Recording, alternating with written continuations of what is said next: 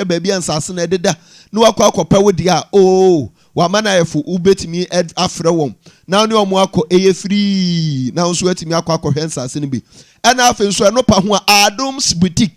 Adams boutique bronya baabi a yɛtɔ ntadeɛ ɛdidi bronya nyinaa no na yɛ Adams boutique wada so kuram promotion ahodoɔ no wode onya frɛ a 0243 708 485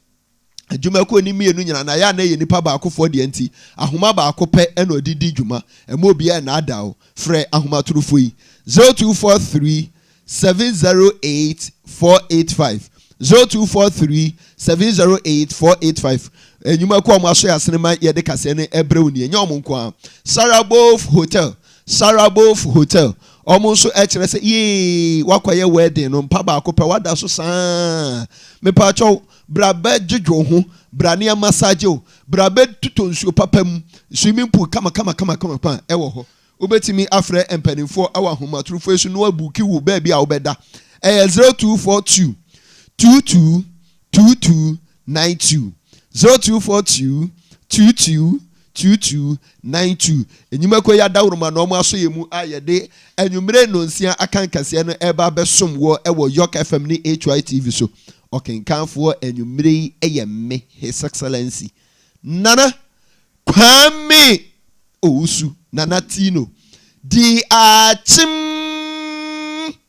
president yetwe hu taw ye ba ensem no ya bɔ ne bɛdɛ ye besani mu na ye de ama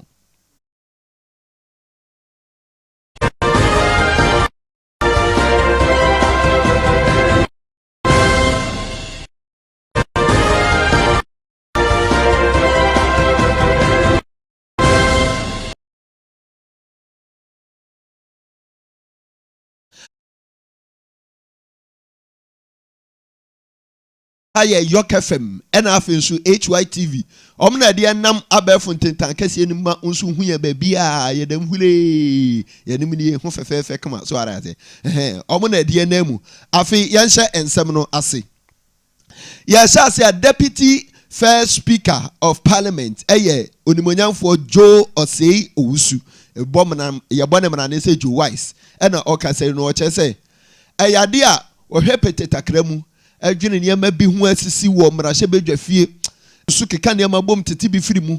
ahwa otumi se papa yi mrahye bedwa fie akyea me hene adwenbone woni tirim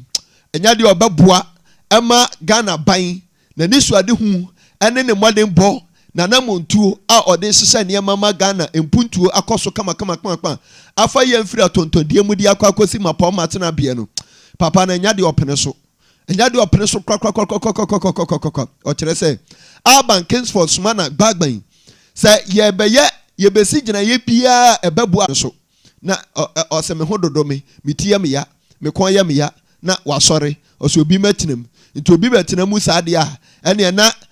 deputy first speaker no betimi atinam otinam nso de abato obi ebekoso obi o ntimi ntubi na cha se ade adom kuma no ade o mo ahoɔden se 137 no eba bebo ade na gua ne sa so onu pantena so na second deputy speaker enso betena dwamu a na still MPP for na kwakoye 137 ye na cha so mo ba bebo ne ma na gua ne sa enti ade bi ebebo aban na aban timi akoso na nsese ma patimi atodwa no enya de a yewura Urban Kingsford Sumana bagben otimi tena dwam etoto ne yama me yato aba agi ne yama hudu otum sade ebeya enkan kwani mpuntujuma betimi afa ne ntuma pefra wo man mu ena jo se wusu se aban ya nhwe bibia ntu anamon amfa ho a ɔbɛwe ne se ɔbɛtwerɛ ne se papa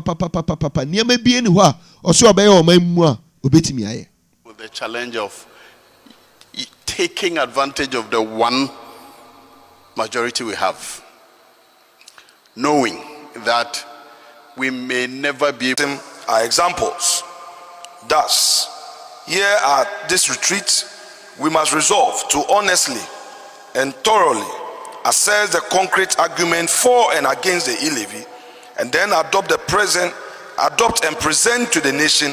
a refined and compelling e-levy proposals. Abusuafo pani ayeti ne nkan eye onimonyamfo Alexander Afenyo Markins ono ena ye deputy majority leader ono kuro yanso ena ye mrahye badwani ogina mu ma adehia ewo afutu ena okasa ye ni yehwe ne mfoni nso ebika ho no yemfiri sa amanyosemu na yenkopiem ewo bogoso apiesi na eyade a awrahusam ni brechi a ebo ti asem atorentam ne ba besi kura no akwanhia bi di kan koso one pragea bi edi kan de kobo ani na amanfo teretene nsa won so se ono accident a odi kan konya aye no one pragea di kobo ani no ena enam so na ode ko hye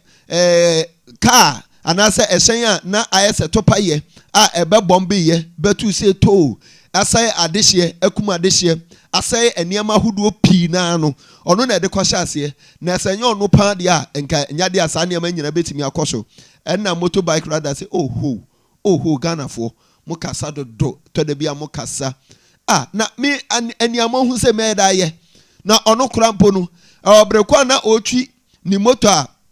pragea ebe bo na tie no ono kro to fom enti bibia koso bia wa hu de ote ya nse ama ne so ya bo na bomodi na kwakopie mu ayaresabia enti ayaresabia hwa na amanfo ekeka bi no ote ya obetia ne se dima ya odimakum na